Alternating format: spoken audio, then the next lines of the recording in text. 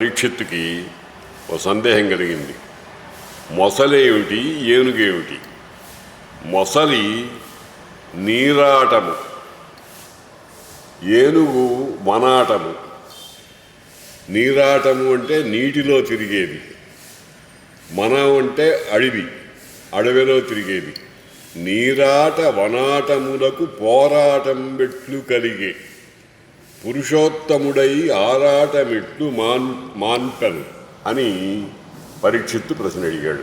ఒక చోట ఉండేటువంటి జంతువులకైతే యుద్ధం కలగటం, పోట్లాటం రావటం మొదలైనవి సంభవిస్తాయి. అదేమో ఎప్పుడు నీళ్లలో ఉంటుంది.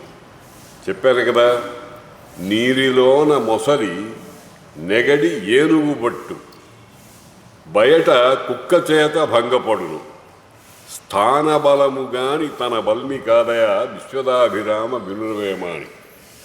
స్థానబలం, దానికి నీటిలో ఉన్నంత వరకే దాని బలం. నీటిలో నుంచి బయటకు వస్తే ఏమీ చేయలేదు. చాలా హీనమైనటువంటి కుక్క చేత కూడా దెబ్బతింటుంది. ఈ ప్రశ్నే అడిగాడు. నీరాట వనాటమునకు పోరాటం మెట్లు కలిగి పురుషోత్తముడై ఆరాటమెట్లు మాంచన్. ఆ రెండింటికి వచ్చినటువంటి దాన్ని అని అంటే అక్కడి నుంచి సుఖమహర్షి చెప్పడం ప్రారంభించాడు.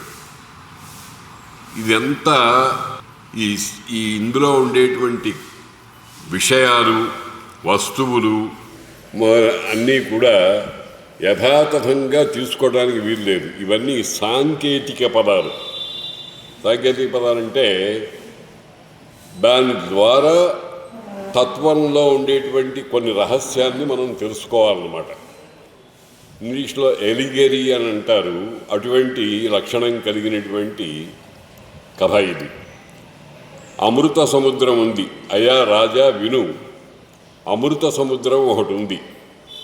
అందులో త్రికూటం అనే పర్వతం ఒకటి ఉంది. త్రికూటము అంటే 3 శిఖరాలు కలిగినటువంటిది. ఓ పర్వతం సముద్రంలో నుంచి పైకొచ్చింది. ఆ పైకొచ్చిన పర్వతానికి 3 శిఖరాలు ఉన్నాయి. ఆ 3 శిఖరాలు ఒకటిట బంగారంట, ఒకటి ఇనుముట, ఒకటి వెండిట. కాంచన అయస్సార కలధౌతమయములు. కాంచనం అంటే బంగారము, అయస్సారం అంటే ఇనుము, కలధౌతం అంటే వెండి. ఒక పర్వతం మీదనే అంతంత దూరంలో ఒకటేమో బంగారపు శిఖరంట, ఇంకొకటి ఇనుము శిఖరంట, ఇంకొకటి వెండి శిఖరంట. అంటే ఇవి మనకు ప్రపంచంలో ఈ విధమైనటువంటి వస్తువు, పర్వతం అది ఉండదు. కాబట్టి దీని వెనకాల ఉండేటువంటి గుణాలేమిటో తెలుసుకోవాలి. కథ అయిన తర్వాత చివరిలో దాన్ని విప్పుకుందాం.